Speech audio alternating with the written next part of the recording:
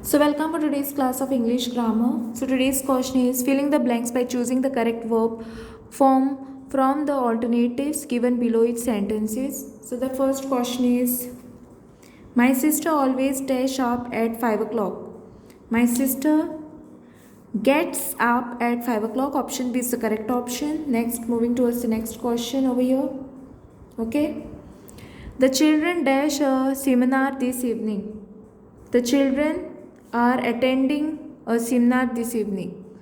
Okay, Mahesh dashed a new car last month. So, which option is the correct option? Option B, right? Mahesh bought a new car last month. Okay. Now, one more question is there, which is on the next page. Let me turn the page. Okay, let me read the question.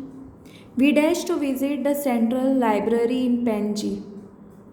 Okay, or in Panaji. So there are a few options which is given. So you'll have to tell me which option is the correct option. Option B. Okay, we would like to visit the central library in Panji. Okay, would like is the correct option. Option B. Okay, so I hope you have understood this and thanks for watching.